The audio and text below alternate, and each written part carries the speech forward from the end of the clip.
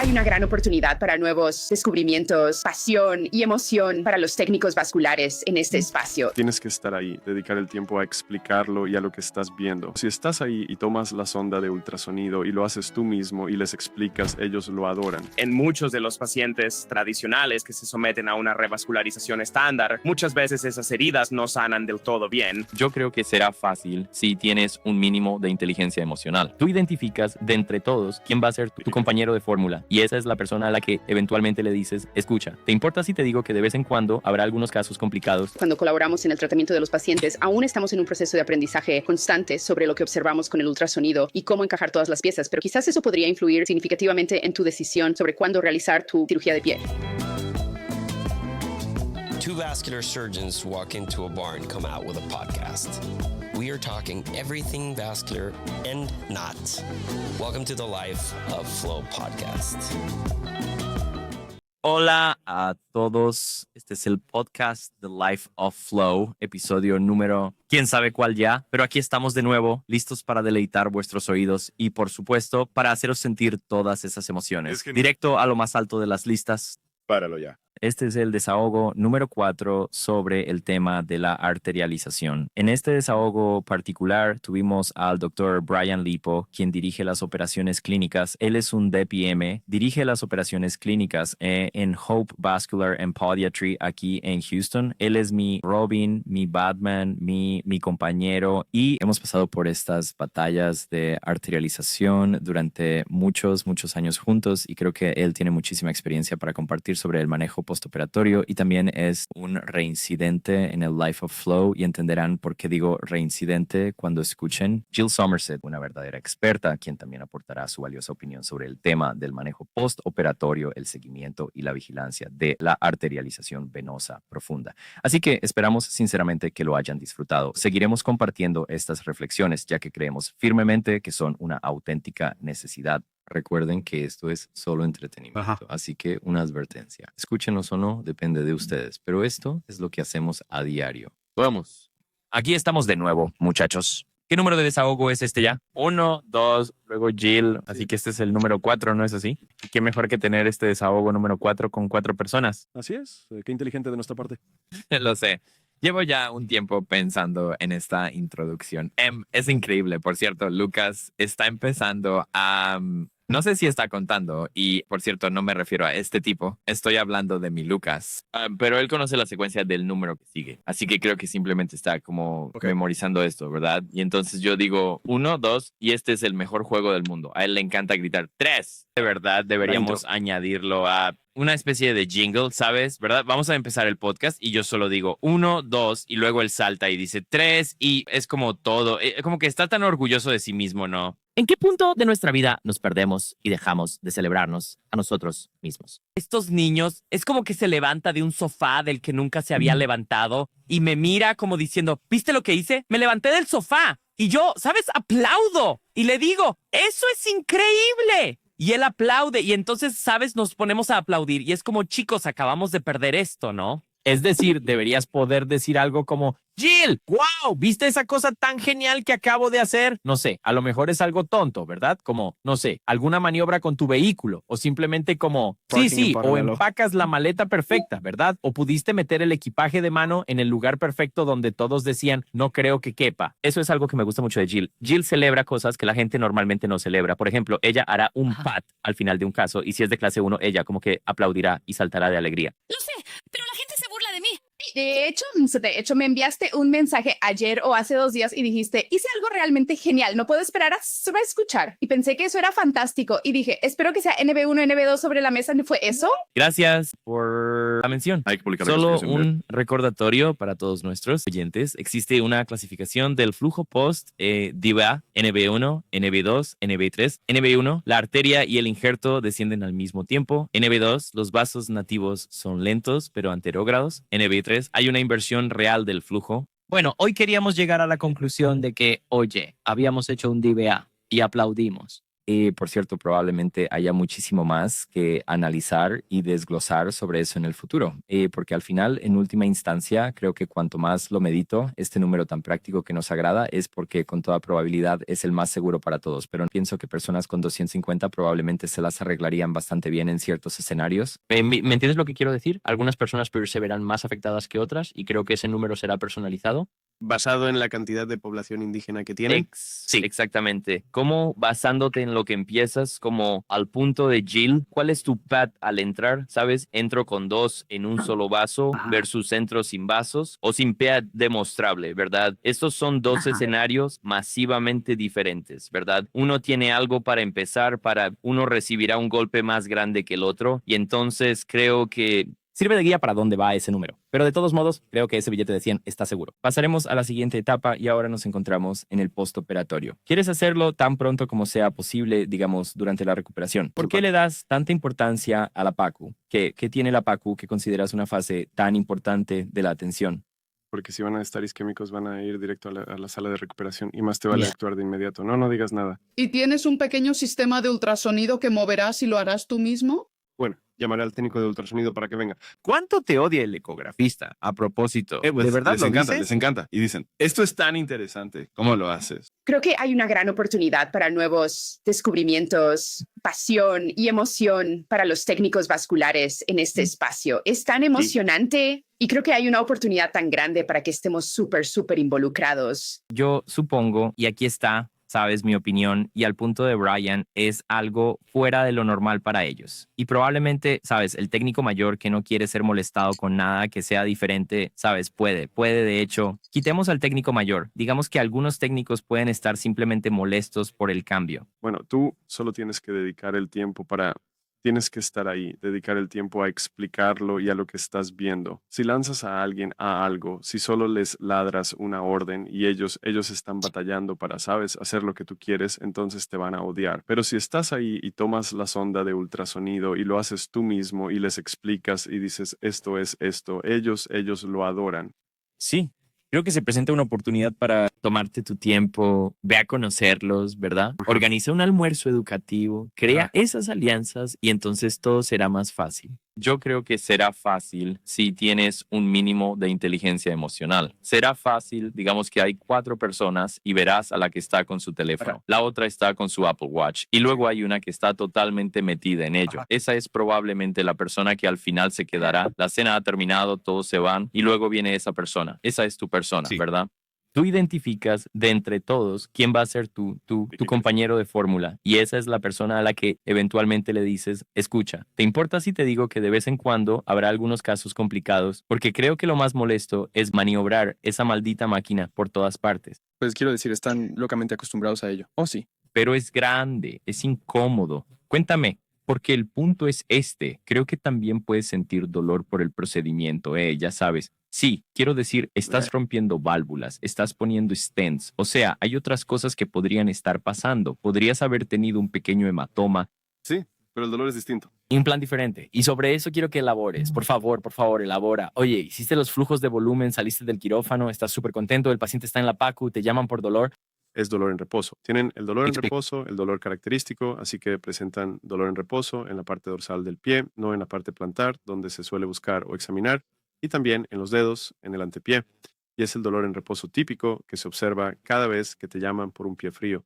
¿Qué ocurre si el paciente ya tenía dolor en reposo desde el principio? ¿Cuál es tu expectativa? Ese es un tema bastante delicado. Yo, la verdad, no sé si se me ha presentado la situación de haberlo realizado específicamente para el dolor en reposo. Creo que las ocasiones en las que lo he llevado a cabo ha sido un HISA, es decir, un procedimiento híbrido, y en un par de ocasiones el dolor en reposo ha desaparecido. Así que realmente no puedo opinar sobre hacer una DVA endovascular para el dolor en reposo, y lo que me preocupa es qué pasaría si lo estropeo y causo isquemia. Por eso no puedo comentar mucho al respecto.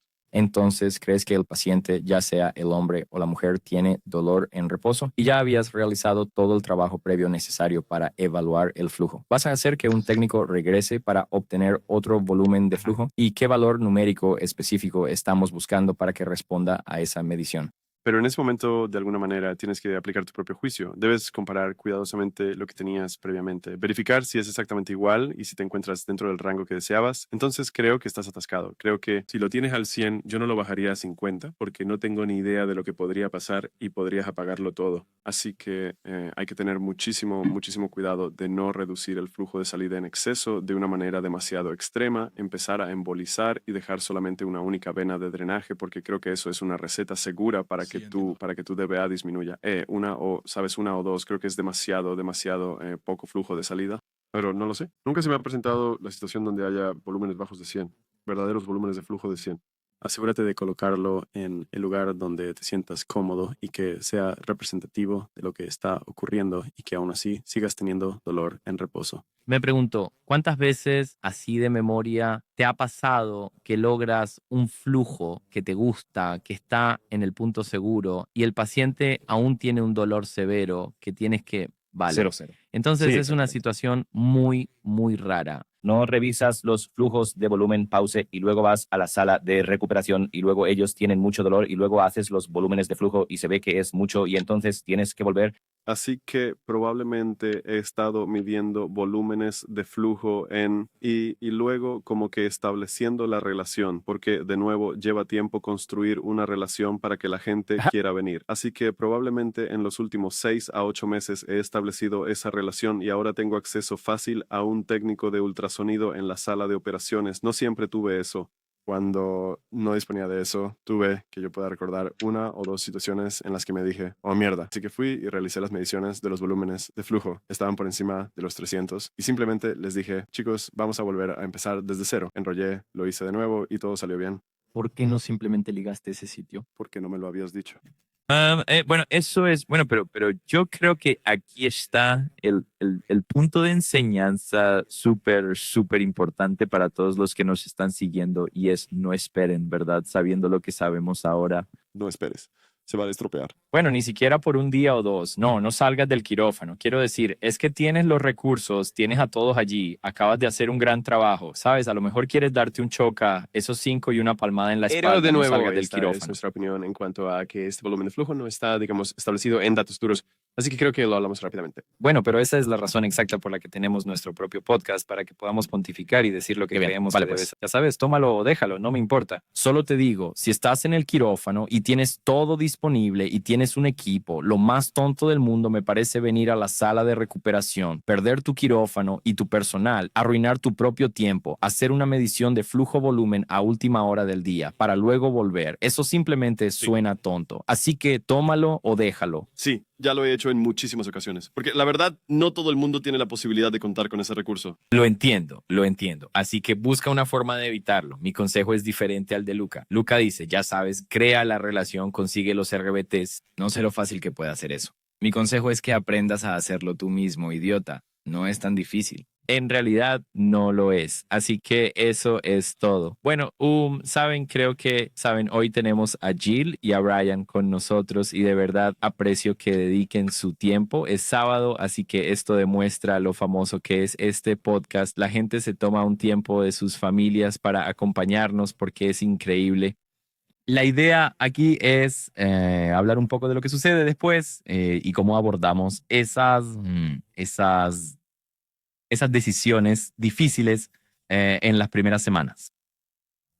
Y Brian, me gustaría involucrarte casi como para una pequeña narración, un poco de historia y también un poco de nuestros cambios en los sitios de atención en hospitales y cómo eso ha impactado lo que tú y yo llamamos nuestro mojo o nuestro flow.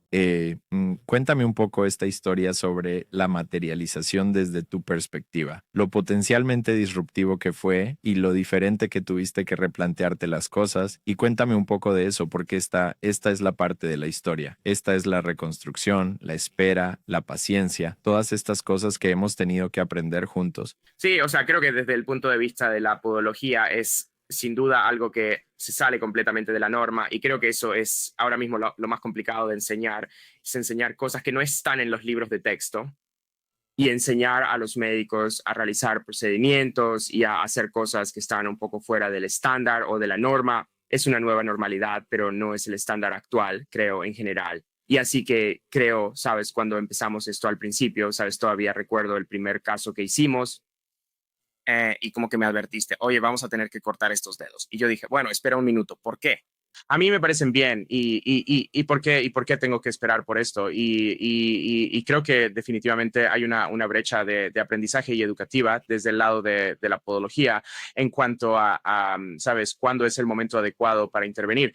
Y, ¿sabes?, lo que estamos llegando a aprender es que hay, ¿sabes?, hay un retraso.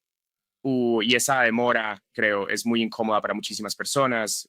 Saber que, oye, tienes a alguien que tiene un pie gangrenoso, isquémico, necrótico, potencialmente, y que vas a tener que esperar de 4 a 6 semanas. Quiero decir, eso es simplemente, es una locura decir eso. Y aún hoy cuando le digo eso a la gente o, sabes, al paciente, que, sabes, tiene que haber un poco de experiencia y tiene que haber mucha confianza para decirles a estas personas, oye, tienes huesos saliendo de tu pie, tienes tejido muerto y simplemente vamos a quedarnos con eso y dejarlo esperar. Porque todos sabemos que estos pacientes pueden terminar en otro lugar y alguien se apresura a cortar la pierna porque creen que eso es una fuente de infección. Y, sabes, tienes que de alguna manera convencer a la gente de que no lo haga. Y así creo que hay una enorme brecha ahora mismo en cuanto a la comodidad de la gente para querer realizar estas cosas.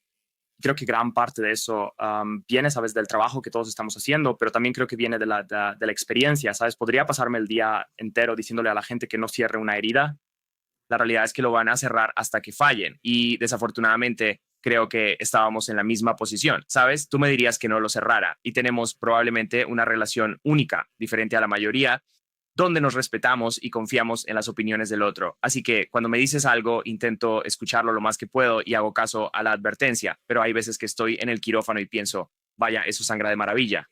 ¿Por qué? Porque diablos no lo estoy cerrando. Y creo que existe esa especie de brecha de aprendizaje que va a tardar un tiempo en materializarse, ¿sabes? A medida que hacemos más de estos cursos educativos. Y, ¿sabes? Creo que nosotros como un todo que estamos realizando estos procedimientos, tenemos el deber de, ¿sabes?, como que reescribir el libro de texto. Porque creo que la única forma en que llegará a la corriente principal es si puedes ir y abrir un libro de texto, ya sabes, el de Rutherford y McGlamry, solo la parte podiátrica de las cosas y decir, oye, tienes este tipo de paciente que se sometió a una arterialización, este es el camino que vamos a seguir. Y creo que ese capítulo aún no se ha escrito porque creo que todavía estamos tratando de averiguar dónde están esos puntos clave. ¿Sabes? Así que no creo que estemos en ese estándar todavía, ¿sabes? Hemos tenido mucho éxito y muchos pacientes voluminosos, así que, ¿sabes? Como que sentimos que sabemos lo que es correcto. Pero creo que, sabes, tú y yo probablemente estaríamos de acuerdo. Es un poco incómodo a veces decirles a los pacientes, sabes, y a otros médicos, no solo a los pacientes, sino, sabes, a otros miembros del equipo que, oye, sí, tienen, sabes, metatarsianos saliendo, hay tejido necrótico y la herida se ve horrible, pero vamos a esperar de 4 a 6 semanas. Adelante, envíenlos a casa y no usen antibióticos y vamos a esperar con eso. Y entonces, sabes, tienes que conseguir mucha aceptación de mucha gente porque creo que tan pronto como esa semilla de duda se siembre en estos pacientes, empezarán a pensar, podrían buscar ir a otro lugar. Así que el equipo tiene que generar mucha confianza y el equipo tiene que ser muy transparente.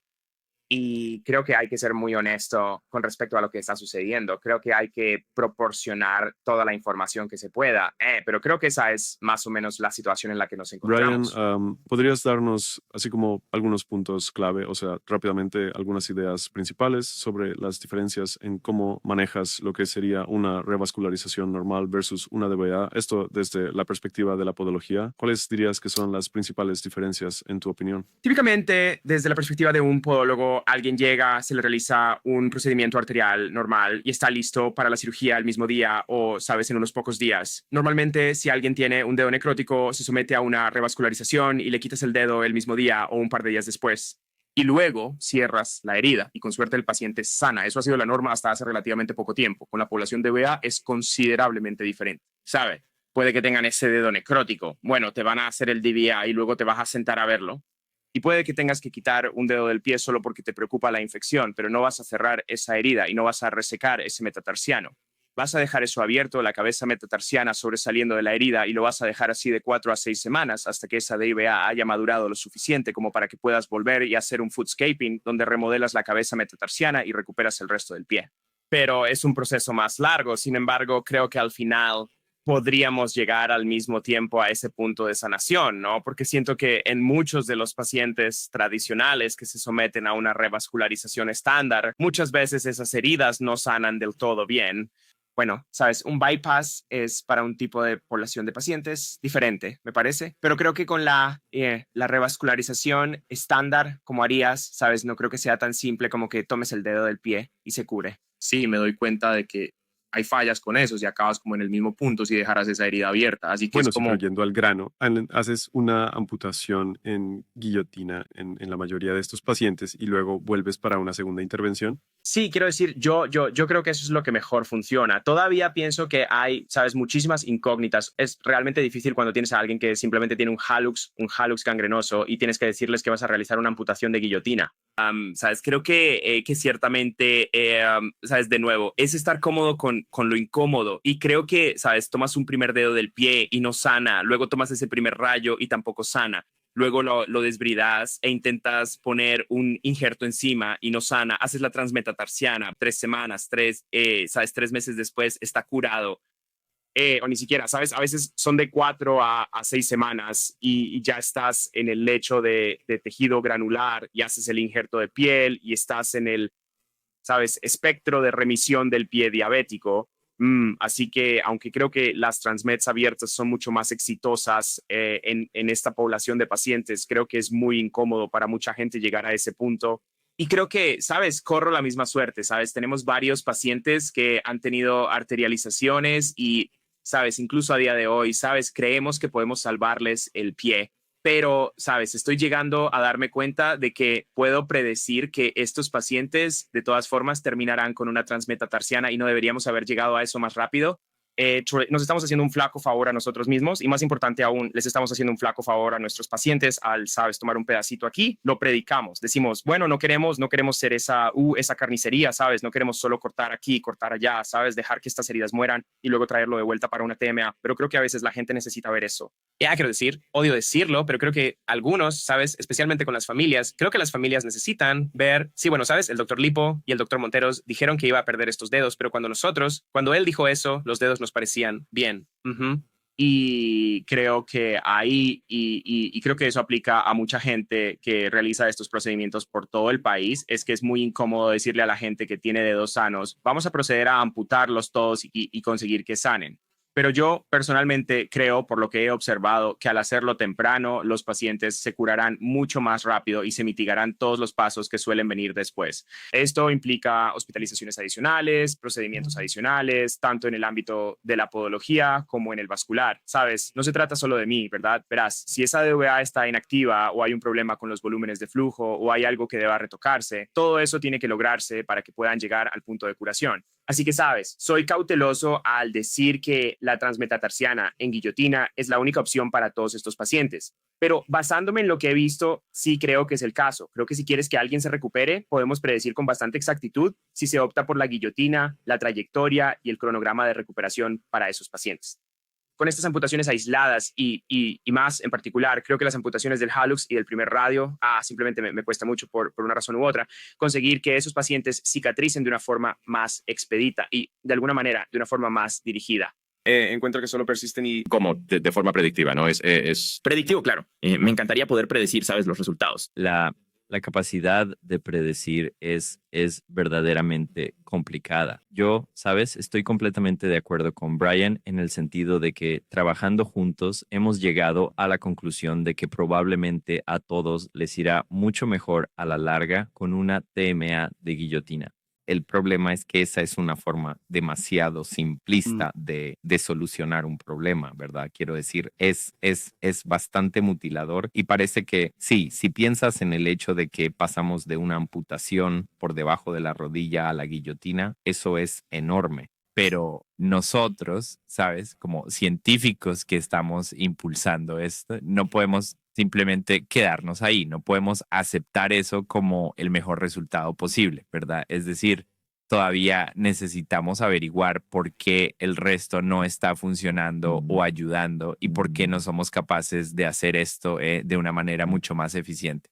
Sí, bueno, los italianos son un ejemplo perfecto de eso. Quiero decir, ellos han estado haciendo esto creo, mucho más tiempo que nosotros. Y diría, o sea, basándome en lo que he visto de esto, quizás el 98% de sus pacientes tienen amputaciones transmetatarsianas tipo guillotina y tienen seguimiento a largo plazo. Hablamos de más de 3 años. Y ellos han estado haciendo esto desde mucho antes, creo, de que nosotros, sabes, probablemente empezáramos a hablar de ello, de verdad. Y entonces, sabes, creo que claramente hay algo ahí. Pero de vez en cuando vemos la imagen de alguien que cierra un dedo y el resultado es bueno. Es como, oye, funcionó genial. Y o cerrando como un colgajo y luchando con la situación. Hay alguna dehiscencia, se las arreglan. Escucha, esto cada vez se pone mejor con el paso del tiempo. Hay un proceso de reclutamiento. Hay cambios que son, ya sabes, biológicos. Hay adaptabilidad. Hay reclutamiento de antiguos vasos hibernantes. Hay, ya sabes, reclutamiento del plexo de Legar. Creo que al final del día, uno como que mira la herida y el grado de infección y puede decidir, ¿verdad? Es decir, si el paciente no tiene por ejemplo, si te llega un paciente que necesita una arterialización y tiene, por ejemplo, una pequeña herida en el dedo del pie, no creo que necesite una TMA de guillotina. Y si los pasas por el procedimiento con un flujo de bajo volumen y no sienten el dolor isquémico, ese paciente es uno que vas a poder mantener estable por, sí, meses, hermano. Y la cosa va a sanar y eventualmente la arterialización se va a ocluir y el paciente va a estar mejor y van a tener nuevas heridas y van a sanar como si nada. O sea, ya has curado esencialmente el problema vascular y luego solo te encargas del pie diabético, que seguirá dando problemas, pero no es isquémico. Tengo un paciente ahora mismo que tiene 2 pequeñas heridas, una en el aspecto medial del primer dedo del pie y otra en el aspecto lateral del pie, en la cabeza del quinto metatarsiano. Son heridas muy superficiales. Eso es lo que estoy pensando. Estoy pensando que nunca voy a tener que vivir con esto, sí, para siempre, completamente, a menos que empeore. Bueno, pero en esos hay que considerar la mecánica también. Esos son probablemente los más complicados de curar porque son puntos de presión directos por los zapatos, ¿verdad? Y por eso creo que esas son heridas que son realmente desafiantes. Quiero decir, sabes, quizás Miguel y yo vemos estas catástrofes, lo peor de lo peor, y quizás por eso nos lanzamos a las guillotinas, porque, sabes, no tenemos muchas opciones. Creo que es bastante raro que veamos a alguien que venga con una pequeña gangrena en la punta distal o, sabes, un dedo del pie con afectación parcial. Es decir, estas son personas que llegan con, sabes, TMAs necróticas ya o un antepié necrótico. Y entonces creo que, sabes, estamos viendo estos extremos tan distantes y por eso ni siquiera hay opciones para solo tantear el terreno, sabes, todo lo demás ya está muerto.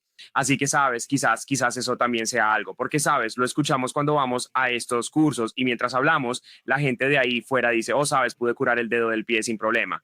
Muestran fotos de alguien que tenía una cosita pequeña en la punta del dedo del pie y yo digo, estamos viendo a gente a la que, sabes, se le están cayendo los pies literalmente. Así que creo que depende de lo que te estén lanzando, sabes, o lo que te esté llegando a ti. Brian, de vez en cuando recibimos a algún paciente que Lucas atendió en Austin. Sí, iba a decir, y se traslada a Houston. Es una uña encarnada.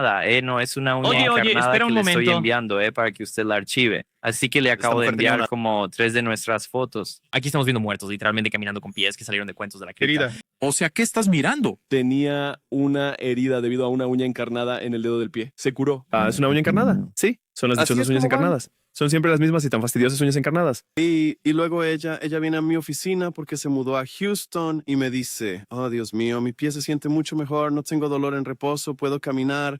Mi dedo del pie no me duele. Y me siento muy bien con esto. Y ella dice, me mudé a Houston, así que, sabes, no podré venir a verte tanto. Y yo le dije, conozco a un gran doctor ¡Qué bien Houston, que me den! y te voy a enviar a él. Y porque Gracias. es un doctor excelente. Y le envié al tipo. Y resultó ser Brian.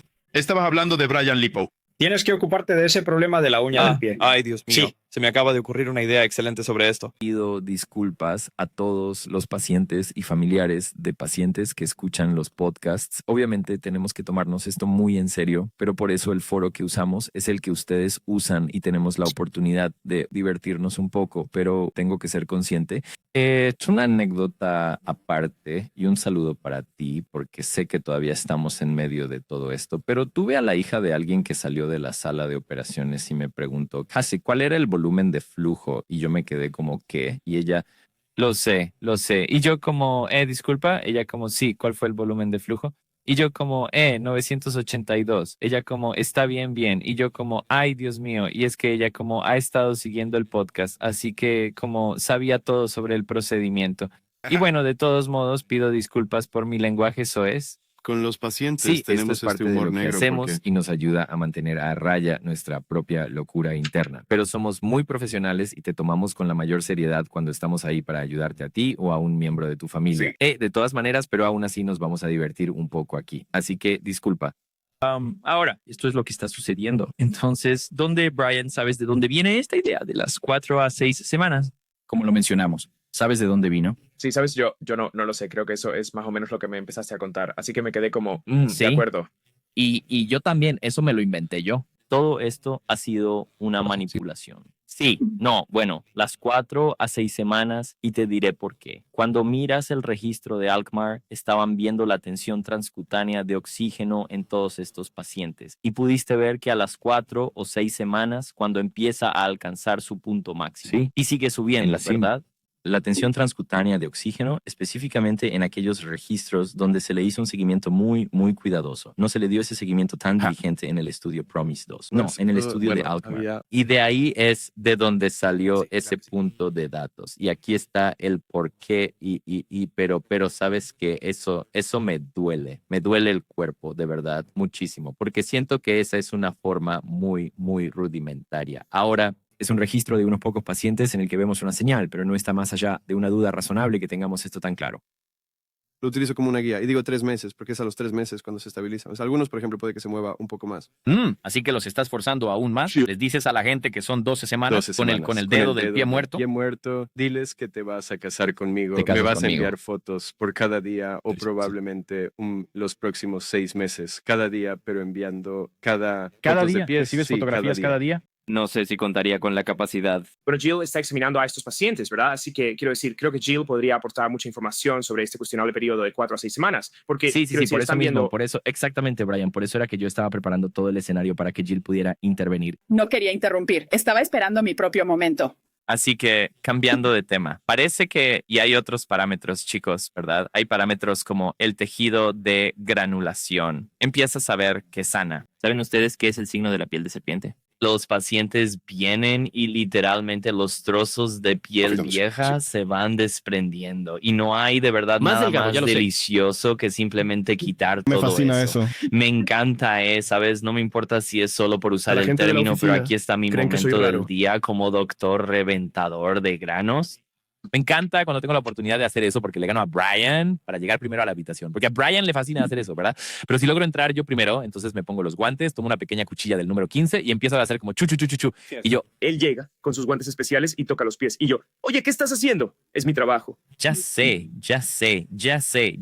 Y entonces simplemente recojo todos esos pedacitos de piel muerta y se los enseño al paciente. Y le digo, mira, te curé, ¿verdad? Como toda esta era tu piel vieja y asquerosa. Y en realidad es piel de bebé. Así que empezamos a ver el signo de la serpiente o el signo del reptil, como quieras llamarlo. Está en el libro de MB de nuestra traducción. Empezamos a observar brotes incipientes de granulación a través de las heridas quirúrgicas abiertas. Entonces, si hiciéramos alguna temporalización o alguna guillotina, o incluso si no hiciéramos absolutamente nada, empiezas a ver un halo de granulación en la base del dedo gangrenoso. No sé si lo has visto. Esa es otra de las señales de que esencialmente es casi como si estuviera expulsando la gangrena. Y veo que en ese mes y medio, estoy seguro de que a los 3 meses eso es aún más pronunciado. Así que, obviamente, sabes, estás viendo estas señales clínicas que te dicen que las cosas van en la dirección correcta, que las cosas están empezando a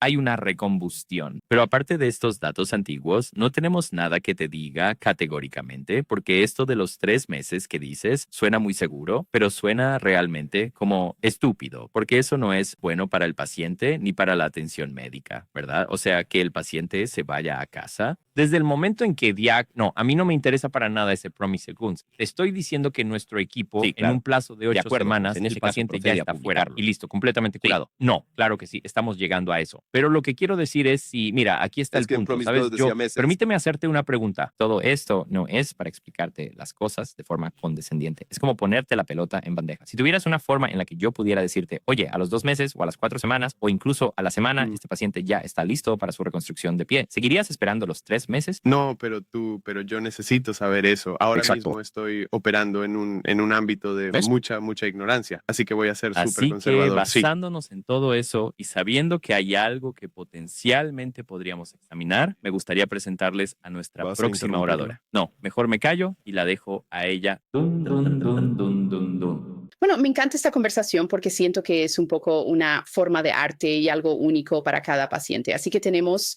piel de serpiente, granulación de tejido y creo que ahora podemos usar el ultrasonido dúplex para obtener datos objetivos que pueden ser realmente útiles en la toma de decisiones. Y, sabes, creo que Brian y Miguel, cuando colaboramos en el tratamiento de los pacientes, aún estamos en un proceso de aprendizaje constante sobre lo que observamos con el ultrasonido y cómo encajar todas las piezas, pero quizás eso podría influir significativamente en tu decisión sobre cuándo realizar tu, sabes, cirugía de pie. Y eso implica considerar aspectos que van más allá del simple volumen de flujo. Eso es lo que nos gustaría que desarrollaras un poco más. Si hay cosas que aún, sé que puede haber cosas que aún no se han publicado o que no te sientes del todo cómodo compartiendo. ¿Hay algo sobre tu investigación actual que te sientas cómodo compartiendo con nosotros? Bueno, creo que no deberíamos enfocarnos únicamente en una sola medición de flujo-volumen, sino que deberíamos estar observando todo el sistema de bucle pedal o pene. ¿Ves? Un lapsus linguae. Espera, ¿qué? Miguel. No vayas a quitar eso. Deberíamos estar examinando el pene en su totalidad. No lo vayas a quitar. No, no es cierto. Tú mismo lo dijiste en el primer podio. paso, observa el Estoy pene. como que- Y entonces estoy haciendo algo mal. De acuerdo, siguiente. Así que dijimos, este es el trato pedal Venus, el bucle pedal Venus. Y cuando digas di pedal Venus 10 veces y lo conseguirás, haré. hazlo, Sí, sí. hazlo, di pedal Venus. Pedal Venus, pedal Venus, pedal Venus. Inevitablemente en algún momento vas a decir pene. Y lo dije en el curso Inari. Brian, ¿te diste cuenta de que dije pene y seguía hablando como si nada? Y luego, ¿qué fue eso? ¿Es el club de la pelea o cuál es esa película donde hay un tipo raro que insertaba como microclips súper pequeños en como películas infantiles? Así que solo dije pene y seguía hablando como si nada. Y vi a 2 personas levantar la cabeza como, ¿qué carajo acabo de escuchar? Pero nadie reaccionó, pero de todos modos todos reaccionamos. Así que ahora pasará a la historia que Jill. Sí. De todos modos, creo que solo tenemos que ver toda la hemodinámica de todo el sistema de bucle, pero también me encanta, y ojalá estuviera en Hope más a menudo, pero incluso cuando tú sabes que obtienes eso, si tienes que hacer una amputación de guillotina corta, obtienes ese bucle corto como conectando justo al lado del maléolo medial. Es decir, si Brian tiene que realizar alguna reconstrucción en el pie, creo que el ultrasonido podría ser de gran ayuda, quizás para al menos darte cierta confianza sobre lo que está ocurriendo hemodinámicamente por debajo de la piel. Y, Brian, ¿qué piensas tú de eso? Ya hemos tenido este tipo de conversación antes. Sí, quiero decir, o sea, yo ciertamente creo que hay muchísimo margen de mejora para la evaluación de la perfusión tisular, ya sea con ultrasonido o con algunas de estas tecnologías sofisticadas que andan por ahí. Sabes, creo que el problema con las tecnologías sofisticadas es que es difícil para el clínico implementarlas en su flujo de trabajo. El ultrasonido puede ser un mejor complemento porque tienes técnicos de ultrasonido que están ahí para hacer ese trabajo específico. Y entonces creo que, sabes, no estás añadiendo algo al algoritmo actual del médico de cosas que buscar. Si estás incorporando a otro profesional en ese campo de atención, quien sin duda puede realizar una evaluación mucho más precisa. Y si puedes decirme, oye, hay perfusión basándote en el ultrasonido, que creo que es la forma más evidente de analizar las cosas en comparación con ver, ya sabes, imágenes de cámara con mapeo de color. Si estás viendo un ultrasonido en tiempo real que muestra el flujo sanguíneo a un área específica, o sea, no sé cuánto más en tiempo real puedes obtener que eso. Y sí, quiero decir, eso es increíble poder tener esa capacidad, pero desafortunadamente la mayoría de la gente que hace esto no tiene ese lujo. No tienen a personas como Jill que quieran venir y hacer este tipo de cosas en la clínica y, sabes, creo que aunque me parece que es algo asombroso de hacer, algo por lo que sin duda deberíamos luchar y esforzarnos, pero es complicado Pero conseguir que eso el ocurra. flujo que pasa por el circuito venoso, ¿tiene alguna clase de significado o implicación en lo que se refiere a No la lo creo. perfusión? Sí, ¿a qué nos estamos refiriendo entonces? Ella solo está hablando de darte un mapa global de donde potencialmente quizás no quieras de acuerdo. cortar si hay como un por vaso de supuesto. salida principal. Así que déjenme compartir algo que no creo que esté en el alcance de la investigación de Jill, porque esto vino de mí y estamos viendo algo que yo he denominado en conjunto con su maduración. Creemos que este punto en el que se puede cortar y luego reconstruir es cuando hay una maduración del DVA. Pero, ¿cuándo está maduro? Exactamente. ¿pero qué es lo Bueno, que eso puedo significa? decirte basándome en la diapositiva de Roberto que es cuando hay una profusión de ozono en la herida. ¿Verdad? Acabamos de publicar un artículo con más de 150 autores de todas partes del mundo. Publicarlo fue un verdadero dolor de cabeza, pero trataba sobre el ozono en heridas, ¿no? Cuando realmente, es decir, no importa cómo hagas llegar el flujo a la herida, siempre y cuando ésta reciba flujo directa o indirectamente, en presencia de cicatrización avanzada y todas estas cosas. Pero ese debería ser tu objetivo final cuando hagas estas cosas. Ahora bien, nadie, ¿verdad? En su sano juicio, pensaría que hacer una angiografía invasiva como la que ha hecho Roberto, de forma muy elaborada y a lo largo de muchísimos años, realizando una angiografía cada mes para ver la progresión real y efectiva del flujo a medida que va reclutando y madurando y todas estas cosas y procesos, hasta que ves una captación masiva y evidente en la herida, entonces sabes que ya está listo para la reconstrucción, ¿no es así? Sabes que está listo para un injerto de piel o todas estas cosas. Eso es lo que hemos aprendido de él. Esto no es necesariamente información publicada. Estas son cosas que ha compartido en sus presentaciones. Es una locura obtener confirmación angiográfica para cuando planeas hacer la reconstrucción del pie, digamos.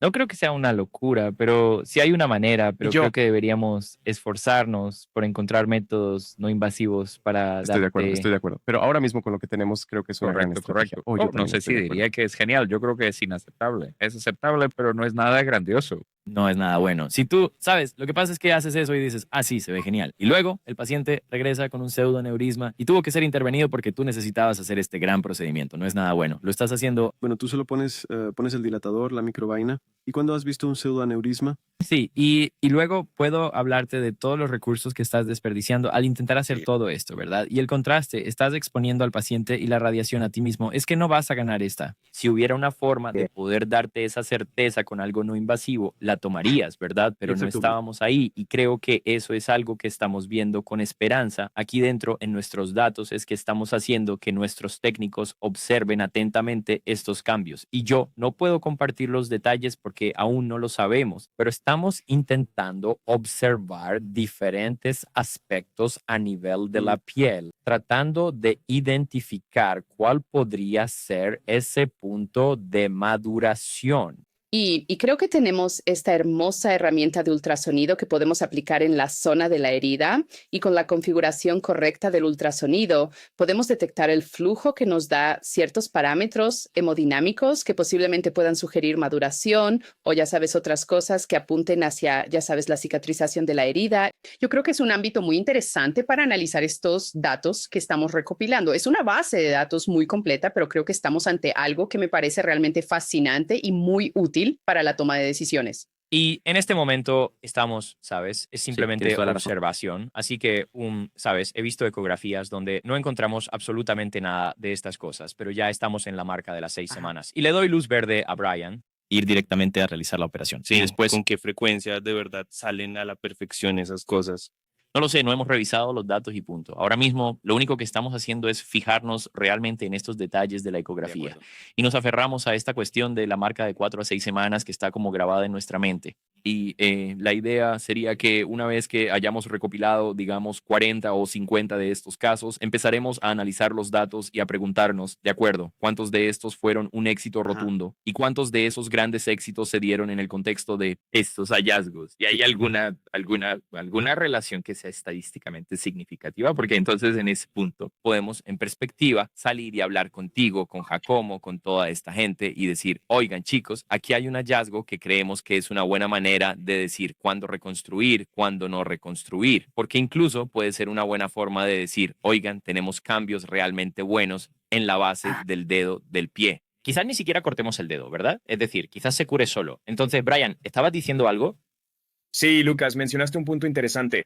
Sabes, a las 6 semanas, todas estas lesiones sanan y lamentablemente creo que hay muchísimas variables. Ahora mismo después, incluso si están a las 12 semanas, sabes, creo que eso es actualmente, al menos para mí, una de las mayores dificultades es que hay muchas variables que están fuera de nuestro control, simplemente por la naturaleza de lo que ocurre en la atención sanitaria con estos pacientes, ¿no? Sabes, no puedes traerlos a diario para evaluar sus tejidos, terminan en diferentes instalaciones, les están colocando diferentes injertos y hay tantas variables que surgen después, así que creo que crear un estándar ayuda a asegurar que sanarán de manera oportuna. Pero sí, quiero decir, me encantaría decir anecdóticamente que, sabes, tenemos una tasa de éxito bastante alta, pero eso depende mucho de lo que pase con estos pacientes después de que terminemos con ellos. Sabes, podría hacer una cirugía hermosa, poner un buen injerto. Pueden terminar en un SNF y una semana después el pie se ha ido a la mierda. Por mala atención. El bag de heridas estaba configurado a alta presión. Alguien no cambió el vendaje. Las órdenes se confundieron. Es decir, hay tantas variables que son muy frustrantes de manejar. Y la pregunta que a veces me hago es, ¿cómo puedo controlarlo mejor? Solo puedo hacer mucho para introducir las órdenes en la computadora, pero una vez que el paciente sale del hospital, creo que hay una brecha que ocurre. Y creo que nosotros, con esta población particular de pacientes en general, tenemos que hacer un mejor trabajo para tener algún tipo de seguimiento a esa institución. ¿Sabes? Hay una brecha en ese vínculo y creo que ahí es donde ocurren muchos de los fracasos en la curación. Sí. ¿Podrías explicarnos un poco más sobre eso? Porque no sé si todo el mundo está al tanto de cuáles son los ajustes de la bomba de vacío para heridas, porque normalmente la gente simplemente va, boom, 125 o 1, lo que sea, y luego pues simplemente como que succiona. Y normalmente... Sí, quiero decir de nuevo, creo que mucho de esto es solo observacional. ¿Sabes? Pero si piensas, si de alguna manera piensas en la mecánica de un sistema de vacío para heridas, es un sistema presurizado.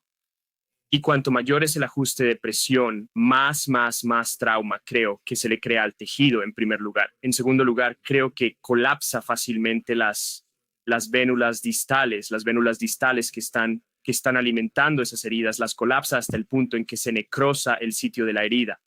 Quiero decir, lo he visto 2 veces esta semana con pacientes que tuvieron un procedimiento exitoso. Llevaban quizás 8 semanas, tenían un injerto, todo se veía hermoso. Fueron a una instalación externa, les colocaron un back a 125 y se ve un borde de necrosis alrededor de la herida y el lecho de la herida está bastante isquémico. La parte central está sana, pero la parte periférica de la herida está isquémica y necrótica debido al back. Y se podía ver dónde estaba la esponja y cómo aplastó el tejido y básicamente creó una necrosis por presión. Bueno, y entonces hemos reducido los ajustes de presión porque no estamos intentando, es decir, sí, estamos intentando promover la formación de tejido de granulación. Esa era la razón por la que están los VACs, pero creo que para nosotros básicamente estamos intentando reforzar estos injertos para crear un poco de presión que permita que ese injerto se asiente en el lecho de la herida, pero también extraer cualquier exudado o cualquier tipo de líquido. No buscamos generar una formación exuberante de tejido de granulación. Eso de alguna manera se produce con el tiempo basándose en la arterialización y en cualquier producto que tengamos allí que el cuerpo esté intentando incorporar. Sí, me gustaría saber, aprovechando que estamos en el postoperatorio, me gustaría que habláramos sobre el algoritmo de seguimiento ecográfico postoperatorio y entender qué es lo que hacen ustedes, Lucas, en su centro. Pero, sabes, aquí en Hope ahora estamos realizando seguimientos más estrechos con estos pacientes post-DBA y creo que hay mucho que decir a favor de ese seguimiento tan cercano para observar algunos cambios e incluso anticipar algunas predicciones, quizás de fracaso o de éxito. Entonces, Lucas, ¿cuáles son tus puntos de control para el seguimiento? 2 semanas ecografías cada 2 semanas. ¿Cada 2 semanas? Por 3 meses. ¿Qué estás buscando? No lo sé, cualquier cambio. Te quiero mucho, amigo, te quiero. Lo que sabemos es que si falla pronto, falla, ¿verdad? Entonces, lo que necesitas es asegurarte de llegar a esas 6 semanas. Si el fármaco, si el circuito de DBA falla pronto, entonces tus posibilidades de fallo son mayores. Si falla después de las 6 semanas a 2 meses, 3 meses. Sabes, creo que los podólogos no creo que necesiten las complejidades del procedimiento, pero sí que debería haber una buena comprensión de la terminología y de lo que realmente está sucediendo. Mira las angiografías. Es decir, pasar por los laboratorios de cateterismo. He hecho todo esto porque primero me interesa y segundo me ayuda a entender las dinámicas y aprendo cada vez que me siento y hablo contigo sobre algunos de estos casos porque digo, oh vaya, ni siquiera lo había pensado así. Así que sí, creo que la podología tiene mucho más trabajo que hacer, no solo cortar dedos y hacer transmetatarsianos. Hay mucho más de comprensión que tiene que ocurrir. Sí. Quiero volver a lo del ultrasonido de seguimiento. Ajá. Sigue con tu idea. Entonces, lo que yo busco, en muchas ocasiones tenemos que preparar el flujo de entrada y eso puede ser, ya sabes, una excelente preparación o puede ser una preparación más o menos o puede ser una preparación deficiente. Depende, pero entonces, siempre que veo a estos pacientes de nuevo en la clínica, siempre miro mi angiograma y como que vuelvo a revisar con detalle lo que hice para ver si realmente hice un buen trabajo, si estoy completamente satisfecho con el resultado del procedimiento que realicé. Y si no lo estoy, entonces, obviamente, voy a estar mucho más paranoico y preocupado de que pueda fallar en el extremo proximal. Y luego, la otra cosa que me preocupa, que para ser honesto, realmente no he visto mucho en pacientes con volúmenes de flujo bajos, pero lo que sí vi muchas veces y que, según yo, llevaría a esta trombosis temprana, sería el desarrollo de, por ejemplo, la hiperplasia neointimal concéntrica severa al final del stent.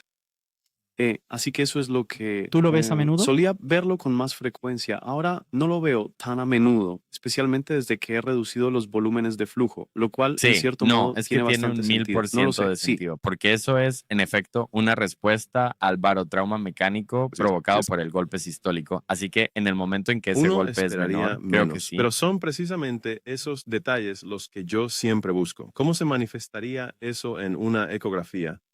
Especialmente la parte distal, no estoy completamente seguro de eso. Si mis volúmenes de flujo, tengo la impresión de que mis volúmenes de flujo aumentan con el tiempo a medida que el sistema madura. Pero eso es súper anecdótico y eso es muy variable porque hay todas las personas diferentes haciendo este volumen de flujo. La toma de imágenes en el stent distal y luego al nivel del stent para ver la endotomoplasia.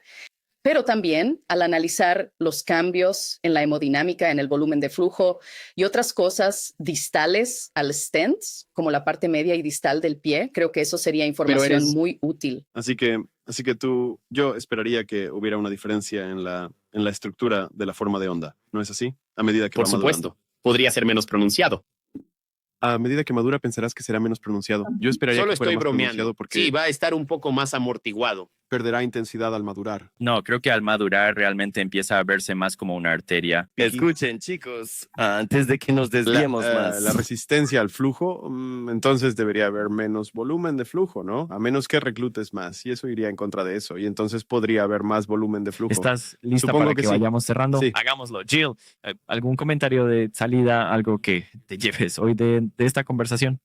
Bueno, yo sigo pensando que el ultrasonido realmente puede desempeñar un papel vital en estos pacientes para un seguimiento cercano, así que me encanta que estés haciendo ese seguimiento cercano, Lucas. Creo que simplemente estamos refinando la hemodinámica que estamos observando a lo largo del curso de la curación de estos pacientes y solo tenemos que seguir adelante con ello. Estamos hasta el cuello de investigación y eso es algo genial, así que es un buen paso. Jill, no lo haremos cada 2 semanas, ¿verdad? Lo haremos un poco más espaciado, como quizás cada mes, ¿no? Sí, Vale, Brian, ¿tienes algún último pensamiento? ¿Hay algo que quieras recalcar para cualquiera de las audiencias que nos están escuchando? Quizás algunos podólogos a los que esto les haya hecho gracia o les haya divertido. Sí, mira, creo que esto es algo que cambia el juego y transforma vidas, lo que estamos haciendo.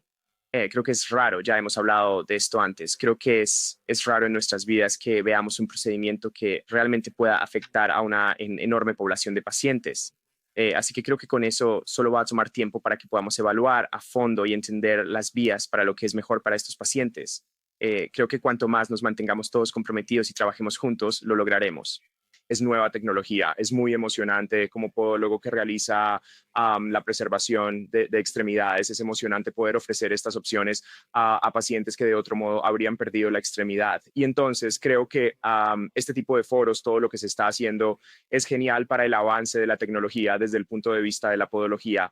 Creo que la gente debería, si no tienen este tipo de tecnología y esta clase de situación en su radar, deberían hacerlo, porque este es el futuro para la preservación de extremidades para esta población de pacientes. Así que pónganse las pilas y acostúmbrense a pensar de forma innovadora cuando se trata del manejo de estos pacientes, porque no son el paciente tradicional que estamos tratando, pero estamos teniendo mucho éxito. Permítanme hacer una mención a nuestro equipo, que escuchen, somos pocos los que estamos haciendo esto y lo hacemos con mucha comodidad, de forma muy cohesiva, realizando una investigación realmente buena, siguiendo nuestros datos. Si tú no estás en posición de ofrecérselo a tus pacientes, considera llamarnos, hombre. Quiero decir, creo que estos son buenos procedimientos. Puede que seas escéptico, sé escéptico. Creo que es razonable. Creo que es responsable ser escéptico cuando hay algo nuevo y disruptivo, como debe ser, pero no creo que debas dejar de considerar darle una oportunidad a tu paciente. Y si quieres aprender, ven, ¿verdad? Creo que nos estaremos organizando para ofrecer cursos sobre este tema específico. Lucas y yo hemos estado conversando en privado sobre hacer algunas cosas en línea.